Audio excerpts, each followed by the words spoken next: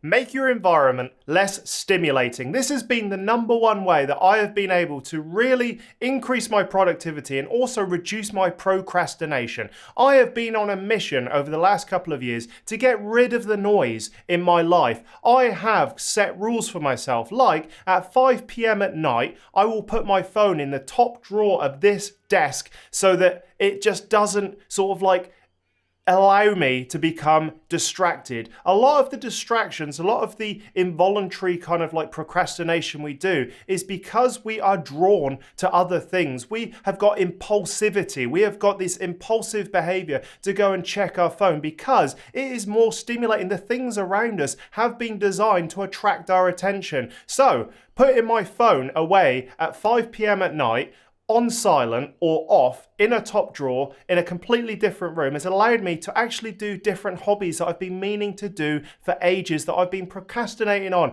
I wanted to do watercolor. I wanted to learn how to do portraits of the people that I love. And this has allowed me to focus on those things. So making sure that you have reduced the stimuli is very important. It's not just me saying it. Check out this science. So here I have a Understanding and Treating Procrastination paper. Fantastic paper. And ultimately it comes down to this at the bottom. There are a number of ways to prevent procrastination. For example, efficacy, performance spirals, automacy, what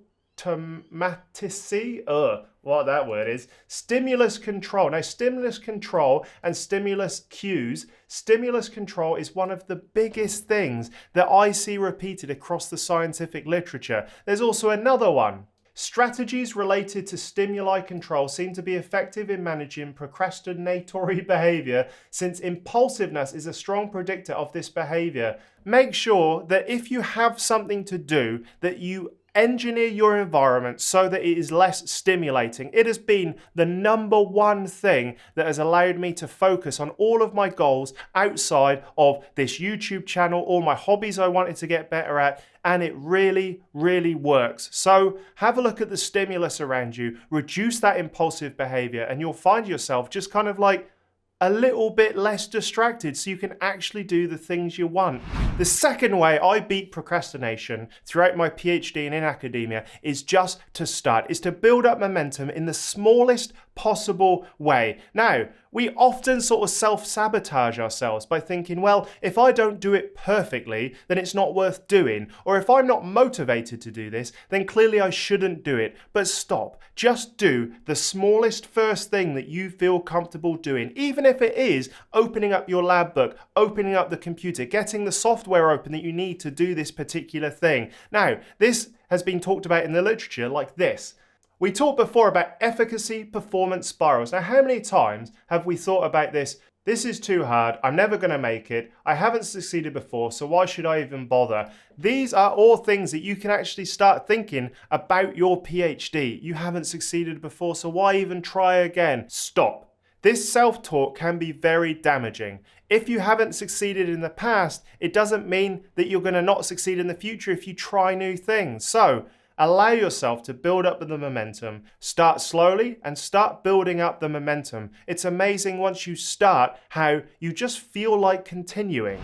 Make the next actions completely automatic. This is like training yourself. You are a sort of like Pavlovian dog in this sort of like example. What I did during my PhD, when I was writing up my thesis, even during my master's in fact, is I made the next steps automatic.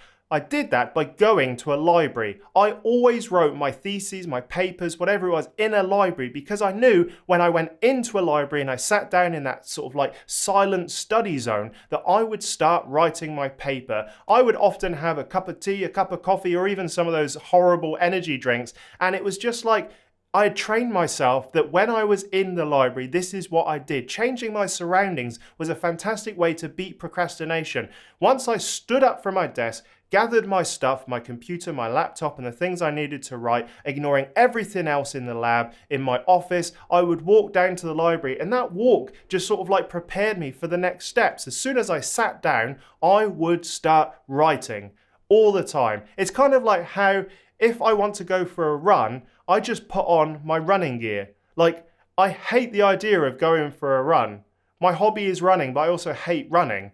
But the moment I decide to go running, I put on my gear, and then once I'm in my running gear, the next steps are obvious and automatic. I leave my house and I start running. So make your next steps obvious by maybe changing your surroundings. Make it a kind of little ritual that you go through before something that you don't really like doing, like in my case, writing. Go through the same steps every time. You'll enter autopilot and it really works. I often procrastinate because I am crippled by choices. So, if you are feeling overwhelmed by the number of things you should be doing, remember that your PhD, academia, masters, research all falls down to 3 things: planning experiments, doing studies, analysing. Those 3 things are the only things that you should be focused on. Don't worry about the admin just yet. If you need to beat procrastination, remember that is normally just one thing you can be doing right now, and it's normally one of those 3 things. So forget everything else. Make sure that you simplify your life to the point where it's an obvious next step for you. And yes, there's noise coming in from the outside. You need to write up this. You need to do this for me. You need to have these meetings. You need to go to these seminars. If you are feeling overwhelmed by all of these things, just stop and focus on what you should be doing next in those 3 areas. Nothing else.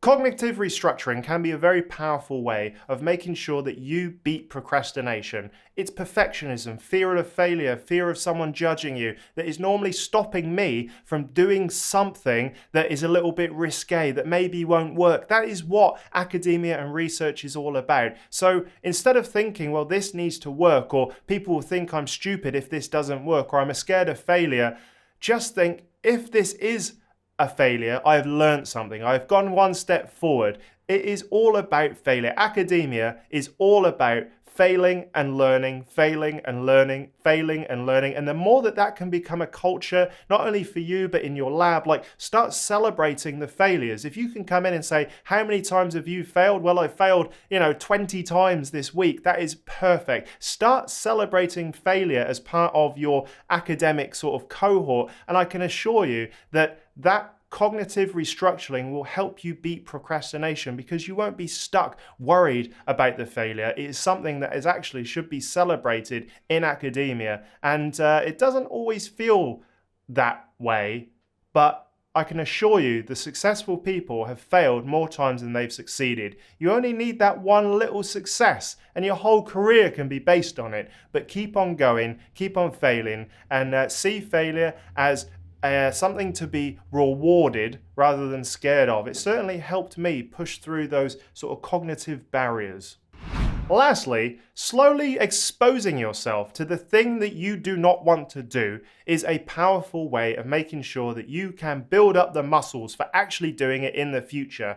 When I was writing my thesis, I do not like writing academically. It was always one of the worst things, my worst skills. I was much better at presenting my work than I was at writing it down.